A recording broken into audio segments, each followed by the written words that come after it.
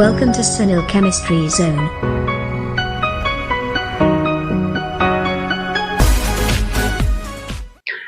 નમસ્તે વિદ્યાર્થી મિત્રો, આજે આપણે શરૂ કરવા જઈ રહ્યા છે ધોરણ 12 નું ચેપ્ટર નંબર 3 જે આપેલું છે રાસાયણિક ગતિશાસ્ત્ર, જેનું નામ છે બરાબર. લાસ્ટ વિડિયો લેક્ચર્સમાં તમે ચેપ્ટર નંબર 1 અને ચેપ્ટર નંબર 2 દ્રાવણો અને વિદ્યુત રસાયણ વિજ્ઞાન બંને વિષયનો અભ્યાસ કરી ગયા.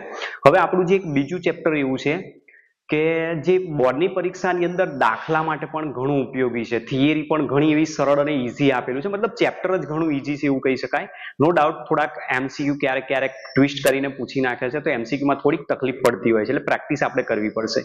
પણ આ જે ચેપ્ટર આપેલું છે આપણા માટે એક રોકડિયા માર્ક્સ કહી શકાય. ફિઝિકલ કેમિસ્ટ્રી જે આપેલું છે, ફિઝિકલ કેમિસ્ટ્રીની અંદર રાસાયણિક ગતિશાસ્ત્રમાંથી પણ દાખલો પૂછાય છે, એમસીક્યુમાં પણ દાખલા પૂછાય છે, ક્યારેક ક્યારેક શોર્ટ ક્વેશ્ચનમાં પણ દાખલો પૂછી નાખે છે, અને જે સેક્શન સી છે એમાં પણ આપણો એક્ઝામ્પલ આવતો હોય છે. હવે તો જો કે બ્લુપ્રિન્ટ જે ચેન્જ થઈ ગઈ છે એની અંદર ચેપ્ટર નંબર 1 અને ચેપ્ટર નંબર 2 માંથી 4 માર્ક્સનો ક્વેશ્ચન આવે છે, તો આમાંથી મતલબ 3 માર્ક્સનો ક્વેશ્ચન આવી શકે છે, 2 માર્ક્સની થિયરી પણ આવી શકે છે. તો શરૂ કરીએ આજનું આપણું જે ચેપ્ટર છે, ચેપ્ટર નંબર 3, મતલબ જેને આપણે યુનિટ નંબર 3 કહીએ છીએ, જેનું નામ છે રાસાયણિક ગતિશાસ્ત્ર અથવા રાસાયણિક ગતિકી પણ જેને કહી શકીએ છીએ બરાબર. કેમિકલ કાઇનેટિક્સ જેને કહેવામાં આવે છે, કેમિકલ કાઇનેટિક્સ બરાબર, અથવા આનું બીજું નામ જે આપણે કહીએ છીએ રાસાયણિક ગતિકી પણ જેને કહેવાય છે. એટલે જનરલી આપણે આને ઓળખીએ છીએ કેમિકલ કાઇનેટિક્સ તરીકે, રાસાયણિક ગતિશાસ્ત્ર તરીકે ઓળખીએ છીએ. તો હવે આ જે ચેપ્ટર આપેલું છે એ ચેપ્ટર ઉપર જઈએ એના પહેલા આપણે ધોરણ 11 માં કેટલાક ફંડા જોઈ ગયા છે, જે ચેપ્ટરનો બેઝ છે એના આધારે આપણે આ ચેપ્ટર ઉપર જવાનું છે. તો એમાં તમે જુઓ કે ખાસ કરીને આપણે થર્મોડાયનેમિક્સનું જે ચેપ્ટર ભણીએ, એ થર્મોડાયનેમિક્સના ચેપ્ટરની અંદર એક પોઈન્ટ આપેલો છે, થર્મોડાયનેમિક્સનો બીજો નિયમ જેમાં આવે છે, જેમાં આપણે ગિબ્સની મુક્ત ઉર્જાનો અભ્યાસ કરેલો છે. તો ગિબ્સની મુક્ત ઉર્જાના અભ્યાસના એક પોઈન્ટ સમજાવેલો છે એમાં કે ગિબ્સની મુક્ત ઉર્જાનું જે મૂલ્ય આવે છે ડેલ્ટા જી, એ ડેલ્ટા જી ની વેલ્યુ ગ્રેટર ધેન 0 પણ હોઈ શકે છે, લેસ ધેન 0 પણ હોઈ શકે છે, અને ઇક્વલ 0 પણ હોઈ શકે છે. એમાં થર્મોડાયનેમિક્સનો બીજો નિયમ આપણને શું કહેવા માંગે છે કે આપમેળે થતા બધા જ પ્રક્રમોમાં પ્રણાલીની મુક્ત ઉર્જા ઘટે જ્યારે વિશ્વની એન્ટ્રોપી વધે. આપણી પાસે આ મુક્ત ઉર્જા છે, તો મુક્ત ઉર્જાની જ્યારે વાત કરીએ તો આપમેળે થતી બધી જ પ્રક્રિયાઓમાં મુક્ત ઉર્જાનું મૂલ્ય હંમેશા ઘટે. મતલબ જે લેસ ધેન 0 દર્શાવ્યું છે એ પ્રક્રિયા બતાવે છે કે પ્રક્રિયા આપમેળે થશે બરાબર. કોઈ પણ પ્રક્રિયા માટે આપણે વાપરીએ છીએ કે પ્રક્રિયા માટે જ્યારે ડેલ્ટા જી ની વેલ્યુ જો ઋણ મળે, લેસ ધેન 0 મળે, તો પ્રક્રિયા આપમેળે થશે એવું કહી શકાય. જો ગ્રેટર ધેન 0 મળે તો પ્રક્રિયા આપમેળે થતી નથી. મતલબ પ્રક્રિયા ઉપર કાર્ય કરીને પ્રક્રિયા દર્શાવવામાં આવે છે, અને ઇક્વલ ટુ જો 0 હોય તો આપણે સમજી ગયા છે કે પ્રક્રિયા કેવી બતાવશે, સંતુલન અવસ્થામાં દર્શાવેલી છે. તો આ થર્મોડાયનેમિક્સના પોઈન્ટમાં આપણે ભણીએ, અને થર્મોડાયનેમિક્સ આપણને જસ્ટ એટલું જ સમજાવે છે કે કોઈ પણ રાસાયણિક પ્રક્રિયા થતી હોય તે કોઈ પણ રાસાયણિક પ્રક્રિયા દરમિયાન ઉર્જાનો ફેરફાર કેટલો થાય છે, અને ઉર્જાના ફેરફારની ઉપરથી જ આપણે નક્કી કરી શકીએ છીએ કે આપેલી રાસાયણિક પ્રક્રિયા શક્ય છે, આપમેળે થશે કે નહીં થાય બરાબર છે. એના સિવાય બીજું કઈ જ અહીંયાથી માહિતી મળતી નથી. સાથે સાથે આપણે એક સંતુલનનું ચેપ્ટર પણ ભણી ગયા હતા. રાસાયણિક સંતુલનનું જે ચેપ્ટર આપેલું છે, રાસાયણિક સંતુલનમાં આપણને એક વસ્તુ સમજાવે છે કે થર્મોડાયનેમિક્સ એવું છે કે રાસાયણિક પ્રક્રિયા આપમેળે થશે કે નહીં, મતલબ સ્વયંભૂ પ્રક્રિયા છે કે નહીં. જ્યારે થર્મોડાયનેમિક્સ પછી જે સંતુલનનું ચેપ્ટર આવે છે એમાં સંતુલન અચળાંકનો ટોપિક આપણે ભણી ગયા છે, અને સંતુલન અચળાંકના ટોપિક ઉપરથી, પ્રક્રિયા ભાગફળના ટોપિક ઉપરથી આપણે એવું જોઈ ગયા કે કોઈ પણ પ્રક્રિયા જે થાય છે એ કઈ દિશામાં જશે, મતલબ પુરોગામી દિશામાં જશે અથવા પ્રતિગામી દિશામાં જશે, મતલબ કે પ્રક્રિયકથી નિપજ તરફ જાય છે કે નિપજથી પ્રક્રિયક તરફ જાય છે. તો એના વિશે આપણે સંતુલનના ચેપ્ટરમાં ભણીએ. પણ તમે જોઈ શકો છો કે નથી થર્મોડાયનેમિક્સ આપણને સમજાવતું કે નથી સંતુલન સમજાવતું કે કોઈ પણ રાસાયણિક પ્રક્રિયા કેટલી ઝડપથી થાય છે, મતલબ કોઈ પણ રાસાયણિક પ્રક્રિયાનો વેગ કેટલો છે, એના વિશે બંનેમાંથી કોઈ પણ ટોપિક આપણને નથી સમજાવી શક્યું. ત્યારે એના વિશેની સમજૂતી આપણને કોણ આપશે? કેમિકલ કાઇનેટિક્સ આપશે. તો આની અંદર ટોપિકમાં જ કહી દીધું છે, જો એનું જે ટાઇટલ આપેલું છે એમાં જ હાઇલાઇટ કર્યું છે કે કોઈ પણ આ રાસાયણિક પ્રક્રિયાની જ વાત કરીએ.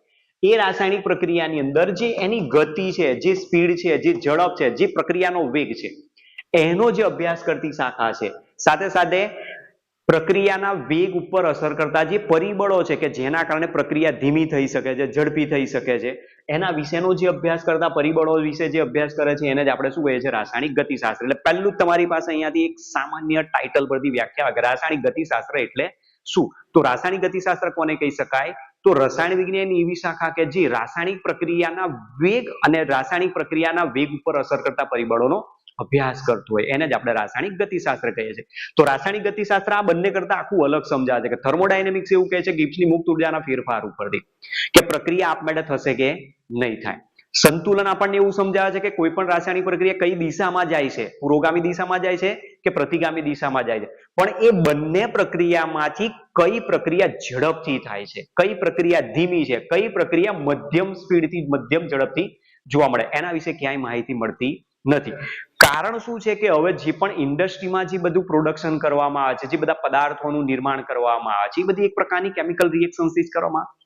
તો આપણે જ્યારે પ્રક્રિયાને ઝડપથી પૂરી કરવી હોય, પ્રક્રિયામાં નિપજનું પ્રમાણ વધારે મેળવવું હોય, તો એના માટે પ્રક્રિયાના વેગનો અભ્યાસ અગત્યનો બની જાય છે. અને એટલા માટે આપણને આપેલો છે ચેપ્ટર હવે કેમિકલ કાઇનેટિક્સ વિશેનું સમજાવ્યું છે. બરાબર? એટલે આ બેઝિક ફંડા જે મેં તમને કીધું એ આપણે આ બે ચેપ્ટરમાંથી શીખ્યા છે.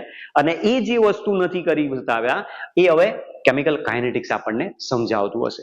તો આપણે પહેલા સમજીએ કે એકચ્યુઅલી જે કાઇનેટિક્સ શબ્દ આવેલો છે અહીંયા, કેમિકલ રિએક્શન્સ તો આપણને કેમિકલ શબ્દ પરથી તો ખબર પડી જાય છે, પણ જે કાઇનેટિક શબ્દ અહીંયા સમજાવેલો છે એ કાઇનેટિક શબ્દ એકચ્યુઅલી આવ્યો ક્યાંથી?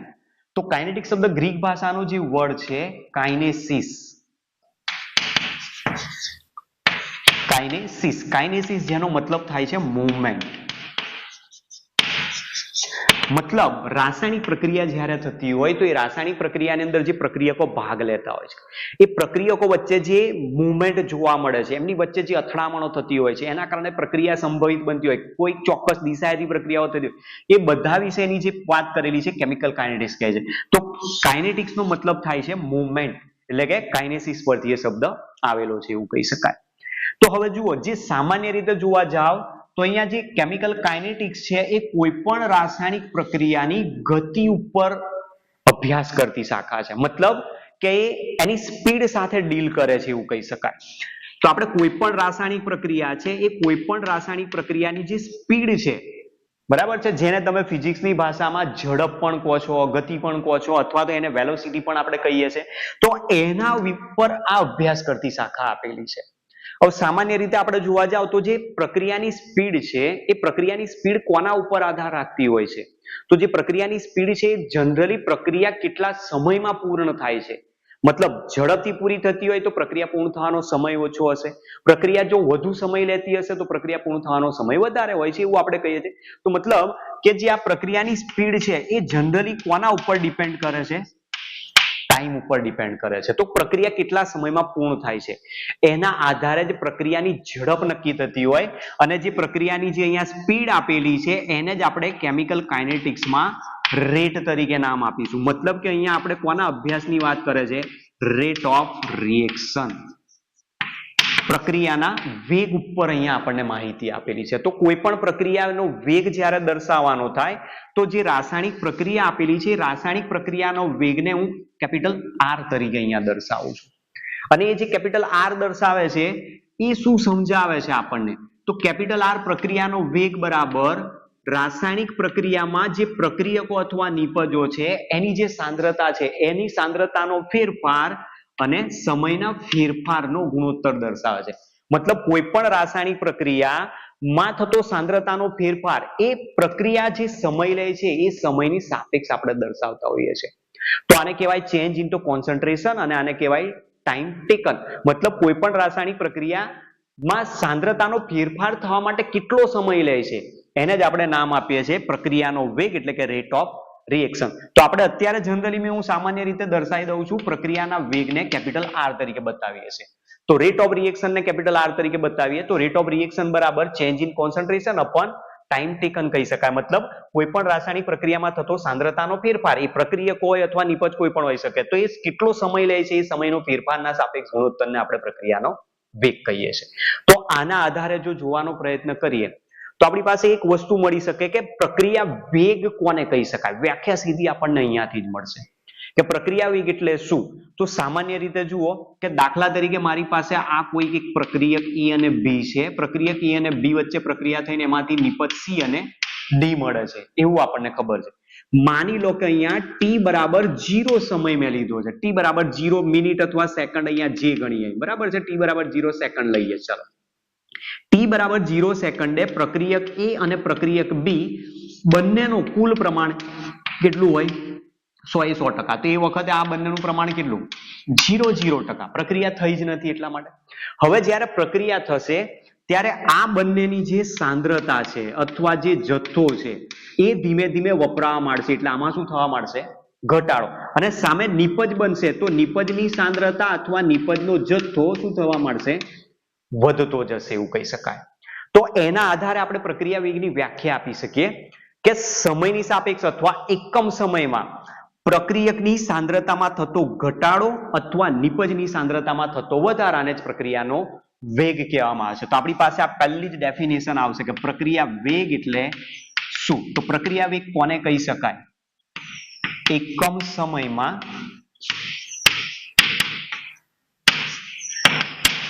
પ્રક્રિયકોની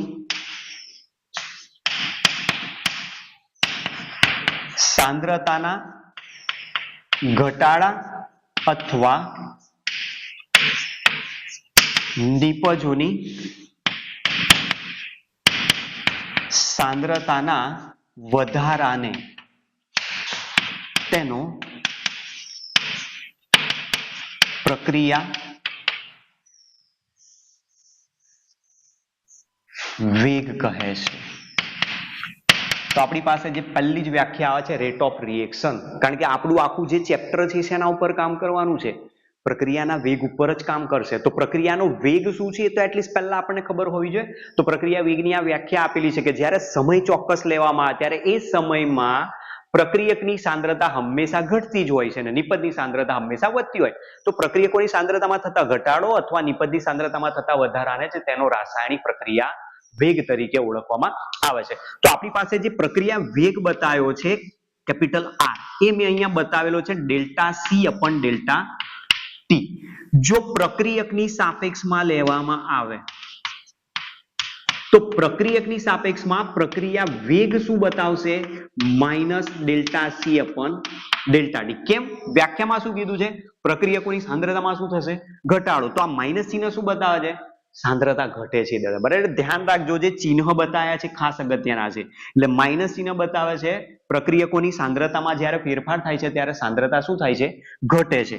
પણ જો એની જગ્યાએ નિપજ માટે જો લેવામાં આવે તો નિપજ માટેનો પ્રક્રિયા વેગ R is equal to plus delta C upon delta T તરીકે દર્શાવાય. તો મતલબ માઇનસ ચિહ્ન બતાવે છે સાંદ્રતાનો વધારો અને પ્લસ ચિહ્ન માઇનસ ચિહ્ન બતાવે છે સાંદ્રતાનો ઘટાડો અને પ્લસ ચિહ્ન બતાવે છે સાંદ્રતાનો વધારો.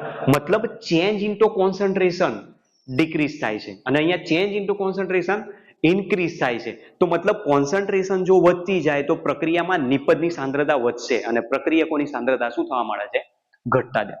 તો જે આપણી પાસે જે રિએક્ટન્ટ આપેલા છે પ્રક્રિયક અને નિપજ એ બંને સાયમલ્ટેનિયસલી પ્રક્રિયા દરમિયાન કામ કરે. જે પ્રક્રિયાની શરૂઆત થશે એટલે પ્રક્રિયક વપરાવાની શરૂઆત થશે ને નિપજ બનવાની શરૂઆત થઈ જશે ત્યારે એ દરમિયાન આ બંને પેરામીટર એક સાથે જ કામ કરતા હોય છે. તો આને આપણે સૌથી પહેલા વ્યાખ્યા આપી દીધી કે પ્રક્રિયા વેગ એટલે શું. સાથે સાથે તમે જુઓ પ્રક્રિયા વેગનો મારે અહીંયા એકમ લેવો હોય તો એકમ શું આવી શકે. આપણી પાસે ડેલ્ટા C છે.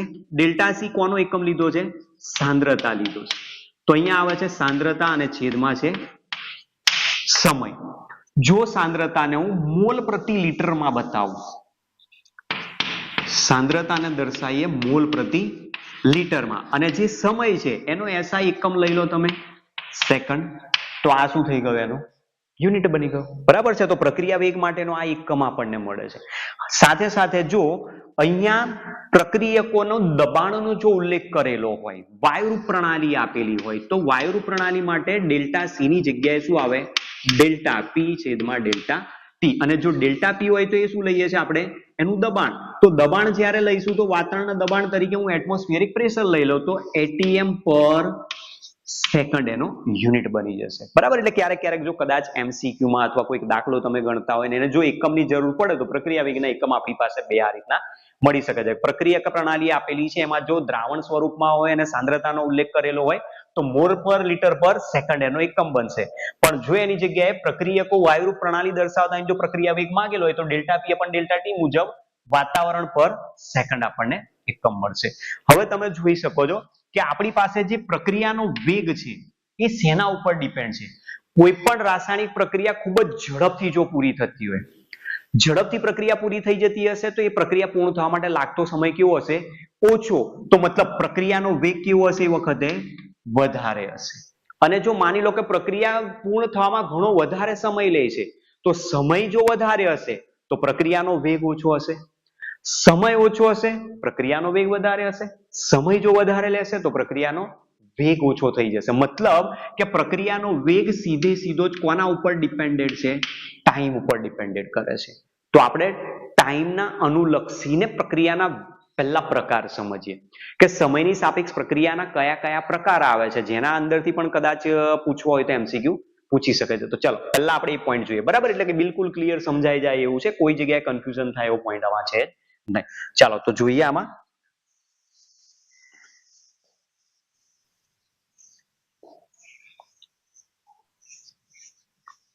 તો આપણે પહેલી જે થિયરી ને MCQ બેઝ જે ક્વેશ્ચન પૂછાય એના માટે સમજવાની છે. સમયની સાપેક્ષ પ્રક્રિયાના વેગ, સમયની સાપેક્ષ પ્રક્રિયાના પ્રકારો જેને કહીએ છીએ. તો આપણે પહેલી જે થિયરી અહીંયા જોઈશું, સમયની સાપેક્ષ એટલે સમયના આધારે પ્રક્રિયાના પ્રકાર.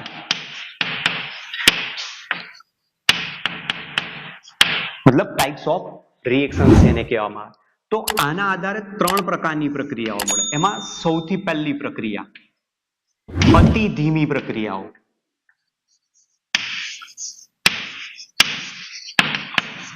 અતિ ધીમી પ્રક્રિયાઓ જેને આપણે કહીએ છીએ વેરી સ્લો રિએક્શન્સ. હવે તમે વસ્તુ વિચારો કે અતિ ધીમી પ્રક્રિયા ક્યારે કહી શકીએ? કે જે આપણી પાસે પ્રક્રિયાનો વેગ r છે, r is equal to delta C upon delta T છે, જેમાં ડેલ્ટા T જો ખૂબ વધારે હોય, મતલબ ડેલ્ટા T ની વેલ્યુ કેવી આપેલી હોય? આપણને લાર્જ આપેલી હોય, મોટી જો વેલ્યુ હોય આની. તો ડેલ્ટા T જો ખૂબ મોટો હશે તો ડેલ્ટા T જેવો મોટો હશે તો મતલબ છેદ અહીંયા ખૂબ વધારે છે, અને છેદ વધારે હશે તો પ્રક્રિયાનો વેગ ખૂબ ઓછો થઈ જશે. મતલબ R કેવો હશે?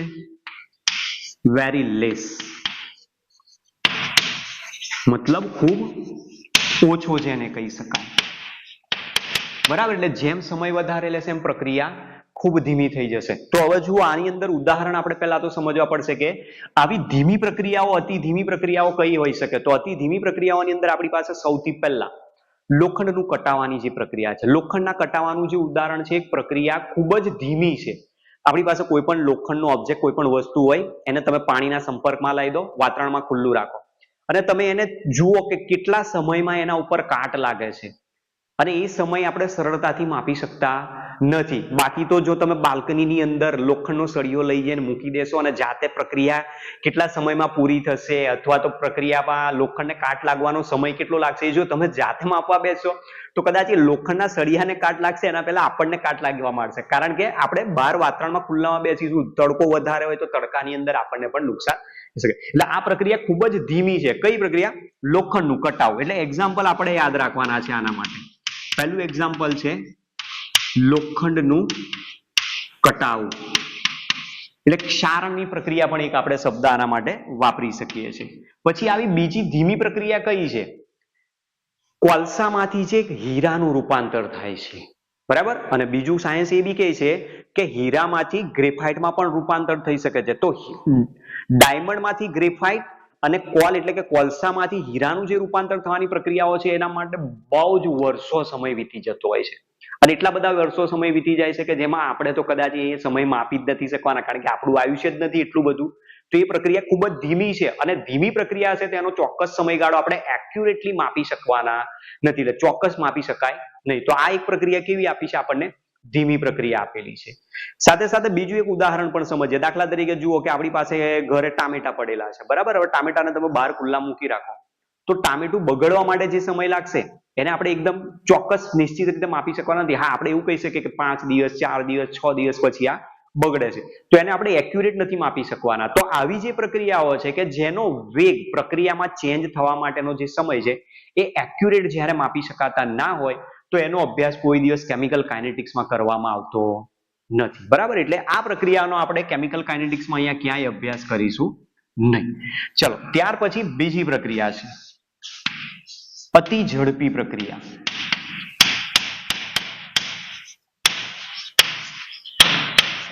અતિ ઝડપી પ્રક્રિયા હોય તો એને કહેવાય વેરી ફાસ્ટ રિએક્શન, બરાબર. અહીંયા હું RXN લખું છું, એને રિએક્શન માટે લખાય છે એ રીતે અબ્રિવિએશનમાં. હવે આવી જો પ્રક્રિયા હોય તો ઝડપી પ્રક્રિયાઓની અંદર ડેલ્ટા ટી ની વેલ્યુ કેવી હશે? વેરી સ્મોલ, મતલબ કે ખૂબ નાની હશે, ખૂબ ઓછી હશે વેલ્યુ, બરાબર. અને જ્યારે ખૂબ જ નાની હોય તો રેટ ઓફ રિએક્શન છે એ rate of reaction very high જોવા મળશે, ખૂબ જ વધારે આપણને પ્રક્રિયાનો વેગ જોવા મળશે. તો આવી કઈ પ્રક્રિયાઓ છે કે જેનો પ્રક્રિયા વેગ ખૂબ જ વધારે હોય? તેમાં કોઈ પણ આયનિક પ્રક્રિયાઓ તમે લઈ લો. દાખલા તરીકે એક્ઝામ્પલ, આયનિક પ્રક્રિયાઓ આપણે લેબોરેટરીની અંદર અકાર્બનિક રસાયણમાં પ્રેક્ટિકલ કરતા હોઈએ છીએ, બરાબર. તો દાખલા તરીકે માની લો કે આયનિક પ્રક્રિયામાં આપણી પાસે સોડિયમ ક્લોરાઇડનું જલીય દ્રાવણ છે. એ સોડિયમ ક્લોરાઇડના જલીય દ્રાવણની પ્રક્રિયા સિલ્વર નાઇટ્રેટ AgNO3 ના જલીય દ્રાવણ સાથે જો કરાવશો તો બંને વચ્ચે પ્રક્રિયા થઈને AgCl ના સફેદ અવક્ષેપ પ્રેસિપિટેટ્સ આવી જશે અને બાકીનો ભાગ સોડિયમ નાઇટ્રેટ સ્વરૂપે જલીય દ્રાવણમાં રહી જશે.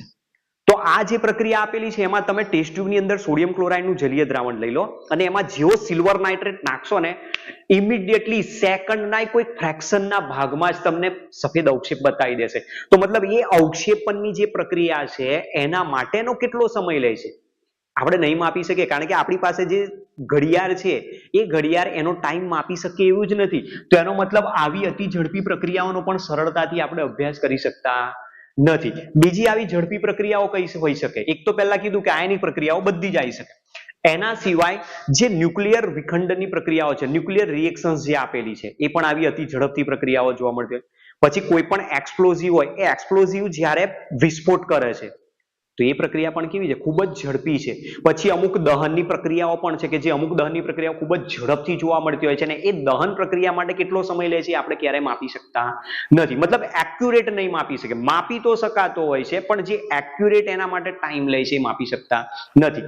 તો એવી જે પ્રક્રિયાઓ કે જેને પૂર્ણ થવા માટેનો જે સમય છે એને આપણે ચોક્કસ એક્યુરેટલી માપી નથી શકતા, એનો અભ્યાસ ક્યારે રાસાયણિક ગતિશાસ્ત્રમાં કરવામાં આવતો નથી.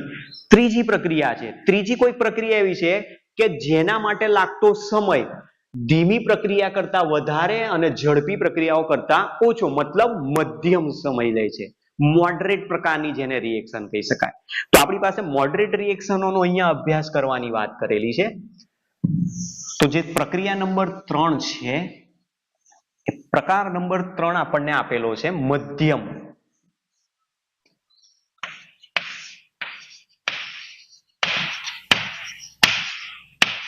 મધ્યમ ઝડપથી થતી પ્રક્રિયાઓ છે જેને કહેવાય moderate reaction. Moderate reaction. Moderate reaction ની અંદર જે ટાઈમ લેશે એ ટાઈમ ઇન્ટરવલ ધીમી પ્રક્રિયાઓ કરતા વધારે હશે અને ઝડપી પ્રક્રિયાઓ કરતા ઓછો હશે. અને એવી જે પ્રક્રિયાઓ છે કે જેના માટે આપણે સમય ચોક્કસ નિશ્ચિત રીતે કોઈ પણ ઇન્સ્ટ્રુમેન્ટ દ્વારા માપી શકીએ છીએ. તો એવી કઈ પ્રક્રિયાઓ છે જેના ઉદાહરણની આપણે વાત કરીએ? દાખલા તરીકે H2O2 છે. H2O2 નું જ્યારે ડીકમ્પોઝિશન કરવામાં આવે તો એમાંથી H2O પ્લસ 1/2 O2 ગેસ ઉત્પન્ન કરશે. તો આ જે H2O2 નું વિઘટન આપ્યું છે, હાઇડ્રોજન પેરોક્સાઇડનું વિઘટન, આ પ્રકારની પ્રક્રિયા આપણને દર્શાવે છે. સાથે સાથે જે સુક્રોઝ છે, સુક્રોઝનું જળ વિભાજન, જેને આપણે આગળ જતા વ્યુત્ક્રમણ એવો શબ્દ વાપરીએ છીએ. સુક્રોઝનું જળ વિભાજન પણ એક આ પ્રકારની પ્રક્રિયા છે. એમોનિયમ નાઇટ્રાઇટ અથવા એમોનિયમ નાઇટ્રેટનું વિઘટનની વાત કરે છે. તો આવી જે બધી પ્રક્રિયાઓ આપેલી છે કે જેના માટેનો સમય આપણે કોઈ ચોક્કસ ઇન્સ્ટ્રુમેન્ટ, કોઈ પણ સાધન વડે સરળતાથી માપી શકીએ છીએ.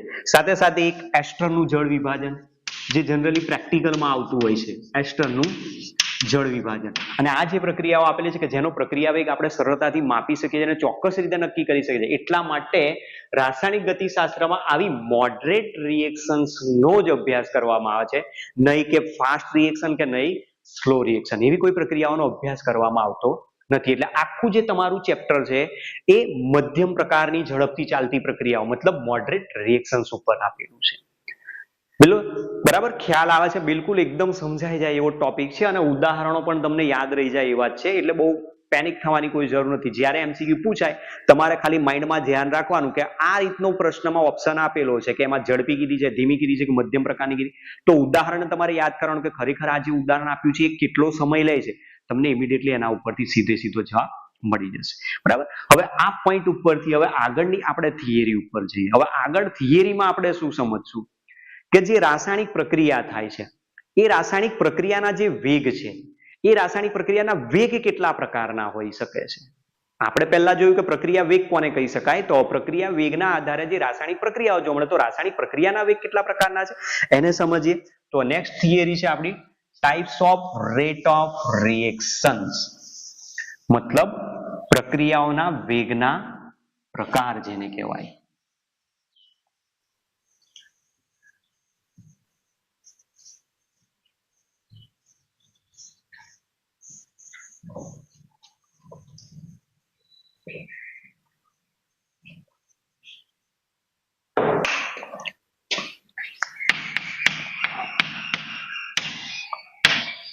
ટાઇપ્સ ઓફ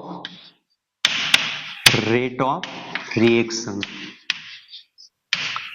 બરાબર. અહીંયા અમુક ચેપ્ટરોની અંદર અમુક જગ્યાએ ટર્મિનોલોજી જે શબ્દ આવશે એનો આપણે ઇંગ્લિશમાં પણ યુઝ કરતા રહીશું જોડે, જેથી તમને અમુક જગ્યાએ શબ્દો, કોઈ જગ્યાએ તમે થિયરી વાંચો, કોઈક રેફરન્સમાંથી વાંચો, ક્યાંક વિડીયો જુઓ તો એના પરથી તમને અંદાજ આવે કે એકચ્યુઅલી એ શબ્દ શું કહેવા માંગે છે. તો આપણને અહીંયા આપેલું છે types off rate of reaction, મતલબ પ્રક્રિયા વેગના પ્રકાર કહે છે. અહીંયા પ્રક્રિયાના વેગના પ્રકાર. તો પ્રક્રિયા વેગ જે જોવા મળે છે કેટલા પ્રકારના છે, એમાં અલગ અલગ પ્રકારના પ્રક્રિયા વેગ છે, જેમાં સૌથી પહેલો પ્રક્રિયા વેગ છે સરેરાશ પ્રક્રિયા વેગ. અને જ્યારે સરેરાશ પ્રક્રિયા વેગ આપેલો હોય તો એને RAVG average rate of reaction તરીકે દર્શાવવામાં આવતો હોય છે. એવરેજ રેટ ઓફ રિએક્શન આપણે ક્યારે માનીએ છીએ, ક્યારે ગણતરીમાં લઈએ, તો સામાન્ય રીતે જુઓ કે જ્યારે કોઈ પણ વ્હીકલની વાત કરવામાં આવે, 2 વ્હીલર હોય, 4 વ્હીલર હોય કે ગમે તે XYZ, એ વ્હીકલની જ્યારે શરૂઆતની આપણે વાત કરીએ t બરાબર 0 સેકન્ડે, તો એ વખતે એની સ્પીડ 0 છે. હવે જ્યારે એ જેવું સ્ટાર્ટ કરશે એટલે ધીમે ધીમે મૂવ થશે, આગળ જશે, અને ધીમે ધીમે જ્યારે એ મૂવ થશે ને આગળ જશે ત્યારે એનો વેગ વધતો જશે. હવે એ જ વ્હીકલ માનો કે 1 કલાકની અંદર 60 કિલોમીટર કાપે છે, તો આપણે તરત જ કહી દઈશું કે એની સરેરાશ વેગ કેટલો છે, 60 છે. કારણ કે આપણે ફિઝિક્સમાં તમે શું ભણ્યા, ફિઝિક્સમાં વેગ બરાબર શું લખીએ છીએ, કાપેલું અંતર ભાગ્યા તે માટે લાગતો સમય. તો કાપેલું અંતર 60 કિલોમીટર છે, તે માટે લાગતો સમય 1 કલાક છે, તો એનું સરેરાશ વેગ, સરેરાશ ઝડપ, એવરેજ રેટ ઓફ રિએક્શન કેટલો કહેવાય, 60 કિલોમીટર નો કહી શકાય. બરાબર. તો આ આપણી પાસે સરેરાશ વેગની જ્યારે વાત આવે ત્યારે સરેરાશ વેગ માટે જે ટાઈમ ઇન્ટરવલ છે એ ખૂબ મોટો છે, તો એના આધારે આપણે સરેરાશ વેગ નક્કી કરી શકીએ. સરેરાશ વેગ દર્શાવવા માટે અહીંયા આપણે પ્રક્રિયક અને નિપજ બંનેની સાપેક્ષમાં સમજીશું. તો પહેલા આપણે કેસ 1 લઈશું. કેસ 1 કોના માટે લઈશું, તો પ્રક્રિયક માટે.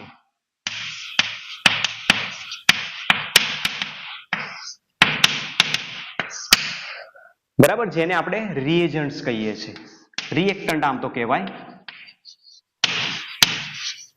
તો રિએક્ટન્ટની સાપેક્ષમાં જો જોઈએ તો કઈ રીતે દર્શાવી શકાય, તો એના માટે આપણે એક ગ્રાફ બનાવીશું અને જે ગ્રાફ લઈશું એમાં સાંદ્રતાનો ફેરફાર અને સમયની સાપેક્ષમાં ગ્રાફ લઈશું. તો અહીંયા લઈશું આપણે પ્રક્રિયક છે, પ્રક્રિયકને આપણે જનરલી આર તરીકે દર્શાવીએ છીએ.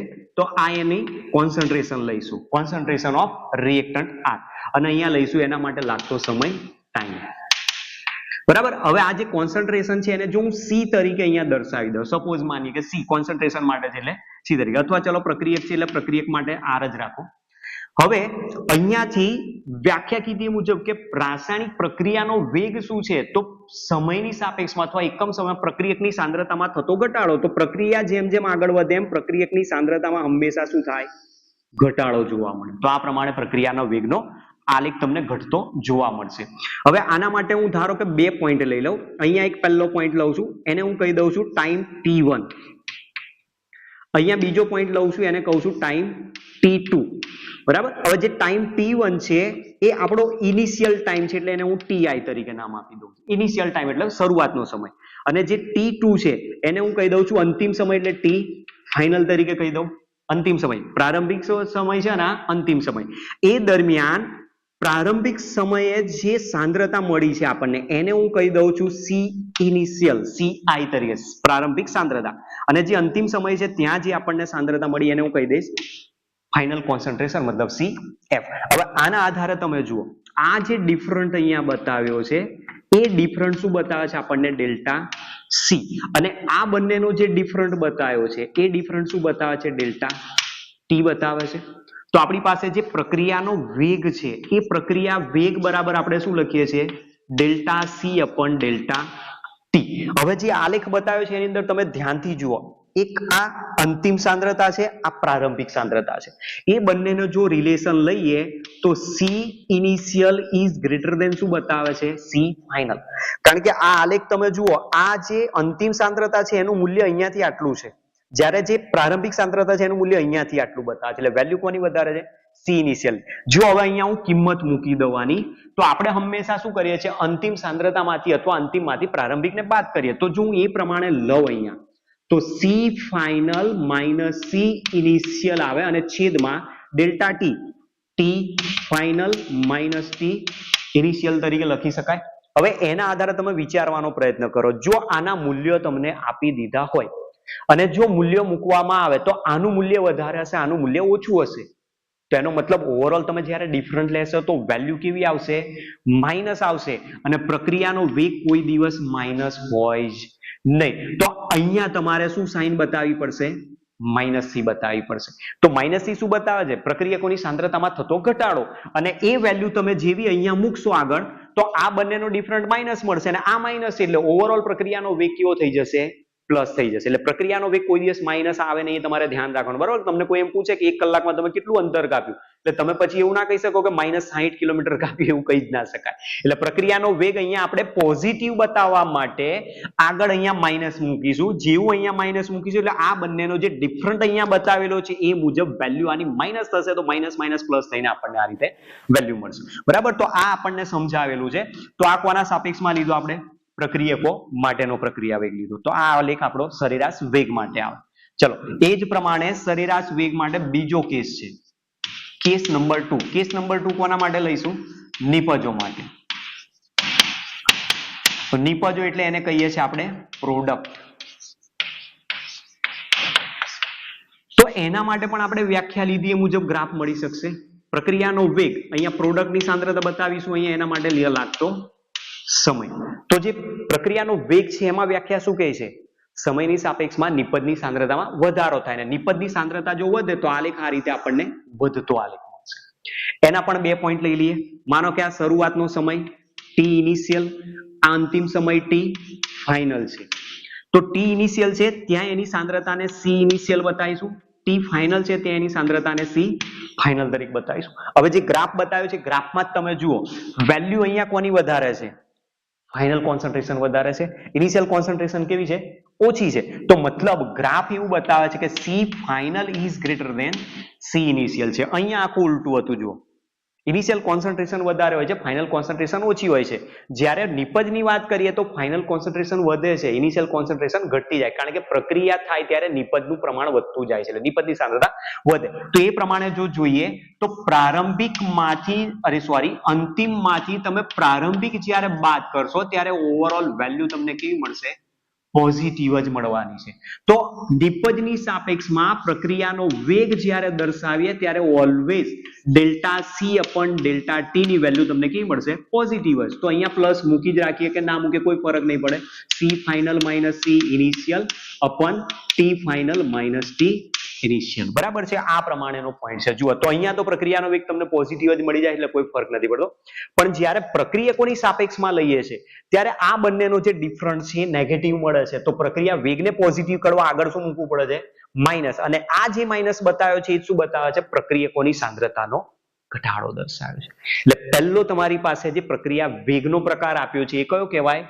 રેટ ઓફ રિએક્શનમાં એવરેજ રેટ ઓફ રિએક્શન કહેવાય. અને એવરેજ રેટ ઓફ રિએક્શન લઈએ છીએ ત્યારે તમે જુઓ વેલ્યુ મોટી હોય છે ટાઈમ ઇન્ટરવલની, અને ટાઈમ ઇન્ટરવલની વેલ્યુ મોટી હોય ત્યારે આપણે ડેલ્ટા તરીકે બતાવીએ. તો અહીંયા સિમ્બોલ આપણે ડેલ્ટા તરીકે લઈએ છીએ. ઠીક છે, બરાબર, ક્લિયર, બિલકુલ સમજાય એવો છે પોઈન્ટ. ચાલો ત્યાર પછીનો બીજા પ્રકાર પર જઈએ.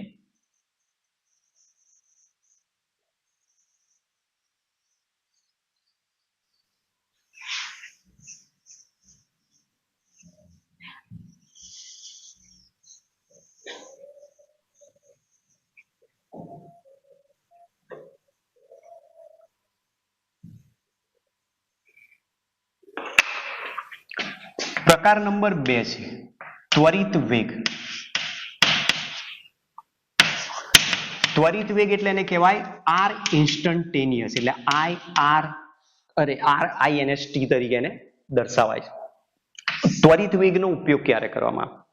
દાખલા તરીકે આપણે જે ઉદાહરણ લીધું કે માની લો કે 9 વાગે આપણે વ્હીકલ લઈને નીકળ્યા અને 11 વાગે 45 કિલોમીટર જેટલું અંતર કાપીને આપણે કોઈક ડેસ્ટિનેશન પોઈન્ટ ઉપર પહોંચ્યા. હવે તમને એવું કે 9 વાગ્યાને 2 સેકન્ડે ગાડીની સ્પીડ શું હતી, અથવા તો પછી 9:30 જે થયા 9:30 અને એના ઉપર બીજી 2 સેકન્ડ લઈ લો. 9:30 અને 2 સેકન્ડે ગાડીની સ્પીડ શું હશે? તો એ કોઈક નાના સૂક્ષ્મ સમયનો ત્યાં ઉલ્લેખ કરે છે. અને નાના સૂક્ષ્મ સમયનો જ્યારે ઉલ્લેખ કરે ત્યારે ડેલ્ટા ટી ટેન્ડ્સ ટુ શું થઈ જાય? 0 થઈ જતો હોય છે. ત્યારે એ દરમિયાન આપણે ડેલ્ટા ટી ની જગ્યાએ શું લઈશું? ડીટી લઈશું. અને આવો જ્યારે સૂક્ષ્મ સમયનો ઉલ્લેખ કરવામાં આવે ત્યારે જે કયો વેગ ગણાશે? ત્વરિત વેગ તરીકે ગણવામાં આવશે. તો ત્વરિત વેગ પણ આપણને 2 કેસમાં જોવા મળશે. એક કેસ નંબર 1 કઈ રીતે નક્કી કરવો છે આપણે? તો ત્વરિત વેગ પહેલા આપણે નક્કી કરીએ પ્રક્રિયકોની સાપેક્ષમાં. એટલે પ્રક્રિયકો માટે જો ત્વરિત વેગ નક્કી કરવો હોય તો ફરીથી પાછો આલેખ લઈશું. અહીંયા એ આલેખની અંદર અહીંયા કોન્સન્ટ્રેશન ઓફ રિએક્ટન્ટ, અહીંયા લઈશું ટાઈમ. તો પ્રક્રિયકોની સાંદ્રતા સમયની સાપેક્ષમાં શું થાય છે? ઘટતી જાય છે, એવું કહે છે. હવે આ જે પ્રક્રિયા વેગ માટેનો જે આલેખ મળ્યો એમાં કોઈક ચોક્કસ પોઈન્ટ માટે તમને કહે છે કે આ પોઈન્ટ ઉપર પ્રક્રિયાનો વેગ કેટલો હશે, ગાડીની સ્પીડ શું હશે. કરીશું પહેલા એક સ્પર્શક રેખા દોરીશું. આ રીતની એક સ્પર્શક રેખા દોરીએ. એ સ્પર્શક રેખા જ્યાં સ્પર્શે છે ત્યાંથી આપણે એક સમય લઈ લો અને એક સાંદ્રતા લઈ લો. અને આ જે સમય મળ્યો એ સૂક્ષ્મ સમય ડીટી કહેવાય. આ જે સાંદ્રતા મળી એ વખતની એને ડીસી તરીકે દર્શાવવામાં. તો પ્રક્રિયાનો વેગ જે છે R ઇઝ ઇક્વલ ટુ જે આપણે delta C upon delta T, અને વેલ્યુ કેવી પ્રક્રિયકની હોય તો માઇનસ જે લખીએ છીએ. તો એમાં તો આપણે કીધું કે ડેલ્ટા ટી ટેન્ડ્સ ટુ 0 થઈ જાય તો ડેલ્ટા ટી ની જગ્યાએ શું લેવાનું? ડીટી. તો અહીંયા ડીસી ની જગ્યાએ શું, ડેલ્ટા સી ની જગ્યાએ શું આવશે? ડીસી. તો પ્રક્રિયાનો વેગ અહીંયાથી આપણને જે મળશે એ મુજબ પ્રક્રિયા વેગ R is equal to minus DC upon DT જેટલો મળશે. તો તમારી પાસે જે આલેખ મળે છે એ આલેખની તમે એક સ્પર્શક રેખા લઈ લો. એ સ્પર્શક રેખામાં જ્યાં એ સ્પષ્ટ છેદતી હોય ત્યાંથી તમે પોઈન્ટ લઈ લો બંનેના. તો એના આધારે તમે પ્રક્રિયાનો વેગ શોધશો. એ શું કહેવાશે? ત્વરિત વેગ તરીકે ઓળખાશે. માની લો કે એ જ પ્રમાણે નિપજની સાપેક્ષમાં જો લઈએ તો કેસ નંબર 2 નિપજો માટે. તો નિપજો માટે આપણી પાસે જે આલેખ છે એમાં પેલા કરતા થોડોક ઉલટો આવશે. તો અહીંયા પ્રોડક્ટની કોન્સન્ટ્રેશનમાં શું થાય છે? વધારો થાય છે. એટલે સમય છતાં નિપજની સાંદ્રતામાં વધારો થતો જાય. તો આના માટે ત્વરિત વેગ શોધવો છે. તો ત્વરિત વેગ શોધવા માટે શું કરીશું? અહીંયાથી એક સ્પર્શક રેખા દોરીશું અને એ સ્પર્શક રેખા જ્યાં સ્પષ્ટ સ્પર્શતી હોય ત્યાંથી 2 પોઈન્ટ લઈ લો. તો આ એક સાંદ્રતાનો પોઈન્ટ આવ્યો ને આ એક ટાઈમનો પોઈન્ટ આવ્યો. તો અહીંયા આવશે dt અને અહીંયા આવશે dc. તો એના આધારે જો લઈએ તો પ્રક્રિયા વેગ r ઇઝ ઇક્વલ ટુ આપણે બતાવેલું તો plus delta c upon delta t. તો આ સરેરાશ વેગ છે, પણ સરેરાશ વેગની જગ્યાએ ત્વરિત વેગ હોય તો ડેલ્ટા t ટેન્ડ્સ ટુ 0 લઈએ છે, તો ડેલ્ટા t ની જગ્યાએ શું મૂકવો પડશે?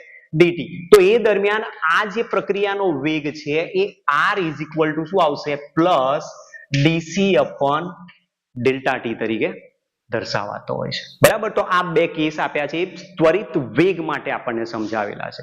આપણી ચોપડીની અંદર જે ગ્રાફ આપેલા છે ને એ ગ્રાફની અંદર એકચ્યુઅલી શું કર્યું છે, બંને પ્રક્રિયા વેગના પ્રકારના આલેખને ભેગા કરી નાખ્યા છે, એટલે ત્યાં વધારે કન્ફ્યુઝન થાય છે. બાકી અમે બંનેને અલગ સમજાયા છે, બિલકુલ ક્લિયરલી તમને સમજાઈ જાય એવો છે. અને જે ત્રીજો વેગ આવે છે એને આપણે પ્રારંભિક વેગ કહીએ છીએ. પ્રારંભિક વેગ કહીએ છીએ, ઇનિશિયલ રેટ જેને કહેવાય. તો ઇનિશિયલ રેટ તો હંમેશા કેટલો હોય? 0 જ. તો આપણે એની કોઈ જરૂર નથી પડવાની. એટલે તમારા ટેક્સ્ટબુક ની અંદર અથવા આપણું જે ચેપ્ટર આપેલું છે એમાં કયા વેગની જરૂર પડશે? એક સરેરાશ વેગ અને બીજો ત્વરિત વેગ. અને આખું જે ચેપ્ટર છે એમાં તમારે આગળ આ ત્વરિત વેગ ઉપરથી જ માહિતી આપેલી છે. હવે જુઓ, આ બંનેના પ્રકાર ઉપરથી જ આપણને પ્રક્રિયા વેગની જ વ્યાખ્યા મળી જાય છે. તો આપણે પ્રક્રિયા વેગ માટેની વ્યાખ્યાની જો વાત કરીએ તો એને સૂત્રના સ્વરૂપમાં કઈ રીતે દર્શાવી શકાય? જુઓ, રાસાયણિક પ્રક્રિયાનો વેગ એ પ્રક્રિયકોની સાંદ્રતામાં થતો ઘટાડો, એટલે અહીંયા આવે આગળ માઇનસ, અથવા નિપજોની સાંદ્રતામાં થતો વધારો. તો આમાં શું આવશે? પ્લસ આવશે. તો rate is equal to minus delta C upon DT is equal to plus delta C upon DT જ્યારે દર્શાવેલો હોય તો આ પ્રક્રિયા વેગની જ આપણને વ્યાખ્યા આપેલી છે કહી શકાય. હા, પણ વ્યાખ્યા પૂછાય તો ખાલી સૂત્ર નહીં લખી દેવાનું. બરાબર છે? વ્યાખ્યા આના ઉપરથી જ આપેલી છે. એકમ સમયમાં પ્રક્રિયકોની સાંદ્રતામાં થતો ઘટાડો અથવા એકમ સમયમાં નિપજોની સાંદ્રતામાં થતા વધારાને તેનો પ્રક્રિયા વેગ તરીકે ઓળખવામાં આવે છે. બરાબર. તો તમે જુઓ, ટોપિક એકદમ ઇઝીલી સમજાઈ જાય એવા છે. ચેપ્ટરને સમજવા માટે એમાં જે પણ નાના નાના પોઈન્ટ આપેલા હોય ને, ટર્મિનોલોજી જે આપેલી હોય, વ્યાખ્યા આપેલી હોય, અમુક જે મૂળભૂત પાયાની બાબતો આપેલી હોય, એને તમારે બિલકુલ ક્લિયર સમજવી પડશે. જો એ ખબર પડી જશે તો પછી આ ચેપ્ટરની આગળ કોઈ એવી થિયરી નથી કે જે તમને ખ્યાલ ના આવી શકે. થિયરીને વ્યવસ્થિત સમજો, થિયરીના સૂત્રોને વ્યવસ્થિત સમજો, સૂત્રોને બરાબર તૈયાર કરો, એના પરથી જ તમે દાખલા ગણજો. બાકી જો સૂત્રો નહીં આવડે તો દાખલા નહીં આવડે, જવાબ જ નહીં આવી શકે. કારણ કે પરીક્ષાની અંદર શું છે, છોકરાઓ ઘણી વખતે સૂત્ર લખતા હોય છે, આગળ ગણતરી કરતા હોય છે, અને ગણતરીમાં જ બધી ભૂલો નીકળતી હોય. કોઈ કે ભૂકી નાખેલો હોય તો જવાબ ડાયરેક્ટ સીધો લખી નાખે. પણ અમે જ્યારે પેપર ચેકિંગમાં જઈએ ને ત્યારે પહેલા શું કરીએ છીએ કે બાળકે, વિદ્યાર્થીએ, એ પછી વિદ્યાર્થીમાં છોકરો હોય કે છોકરી, કોઈ બી હોય, બરાબર, અમને ખબર ના હોય કોનું પેપર છે, તો સૌથી પહેલા એણે જે સૂત્ર લખ્યું છે સાચું છે કે નહીં પહેલા ચેક કરી. જો સૂત્ર સાચું હશે તો આગળ જે ડેટા મૂકેલો હશે ડેટા પણ સાચો હશે. ડેટા જો સાચો હશે તો આગળની ગણતરી સાચી હશે, જવાબ પણ સાચો હશે. પણ જવાબ સાચો જ લખ્યો છે, ઉપર જેવું સૂત્ર મૂક્યું કે સૂત્ર ખોટું છે, આખો દાખલો ખોટો કહેવાય. એના પછી એક પણ માર્ક્સ મળે નહીં. એટલે પરીક્ષાની અંદર ધ્યાન રાખવાનું, જે પણ તમે દાખલો ગણો એનું સાચું સૂત્ર લખવાનો પ્રયત્ન કરો. સૂત્રના જ અડધો માર્ક્સ તો હોય છે. પછી તમને જે ડેટા રકમ આપેલી છે દાખલાની, એ રકમમાંથી જે ડેટા તમને આપેલો હોય છે એ ડેટા બધો તમે લખવાનો પ્રયત્ન કરો એની અંદર, કે કોની વેલ્યુ અહીંયા મૂકવાની છે. એ મૂલ્ય તમે સાઈડમાં લખીને સૂત્રની અંદર કિંમત એકવાર મૂકી દો, અડધો માર્ક્સ તમને એનો પણ મળી જશે. એના પછીની આગળની ગણતરી તમને આવડે કે ના આવડે, કેલ્ક્યુલેટર હોય કે ના હોય, પરીક્ષામાં ગણતરી ફાવે કે ના ફાવે, છોડી દેવાનું. પછી ના ફાવતું હોય તો બરાબર છે, પણ બાકી બને ત્યાં સુધી સૂત્ર ખોટા લખવાનો પ્રયત્ન નહીં કરવાનો. સૂત્રો હંમેશા સાચા જ લખો અને પછી જ દાખલો ગણો, તો કંઈક આપણને થોડો તો માર્ક્સ મળી શકે. કારણ કે ઘણી વખત એવું બનતું હોય કે છોકરાના પ્રેક્ટિકલમાં માર્ક્સ તો ફૂલ જ આવતા હોય, પણ થિયરીની અંદર માર્ક્સ વ્યવસ્થિત ના હોય, એમસીક્યુમાં માર્ક્સ વ્યવસ્થિત ના હોય, અને માની લો કે ઓવરઓલ એને પાસ થવામાં થોડા ઘણા માર્ક્સ ખૂટે એવા લાગી શકે, તો ઘણી વખતે શું થતું હોય, એવા દાખલાઓના સૂત્રો છે અમુક અડધા માર્ક્સ તમને ખેંચી આપે. પછી અમુક થિયરીઓ એના અમુક સાચા પોઈન્ટ તમે લખેલા હોય તો એના અડધા માર્ક્સ કરીને ખેંચી આપે. તો એ પ્રમાણે તમારા માર્ક્સ સ્કોર થતા ધીમે ધીમે 33 સુધી પણ પહોંચી શકે છે અને આરામથી પણ તમે પાસ થઈ શકો છો. ઠીક છે, તો મળીએ હવે પછીના નેક્સ્ટ વિડીયો લેક્ચરમાં. આપણે પ્રક્રિયા વેગના પોઈન્ટ ઉપરથી જઈશું. બરાબર, કે પ્રક્રિયાના વેગ છે, પ્રક્રિયાના વેગ, પછી પ્રક્રિયા ક્રમ છે, પ્રક્રિયા વેગને કઈ રીતે લખી શકાય, એ બધાના અલગ અલગ પોઈન્ટ આપેલા છે. તો હવે પછીના નેક્સ્ટ વિડીયો લેક્ચરમાં આપણે જે નેક્સ્ટ જે થિયરી હવે જ્યાંથી બાકી છે ત્યાંથી આપણે હવે આગળ જઈશું. બરાબર છે, ચાલો તો મળીએ હવે પછીના નેક્સ્ટ વિડીયો લેક્ચરમાં. Thanks to all. જય હિન્દ, જય ભારત, વંદે માતરમ.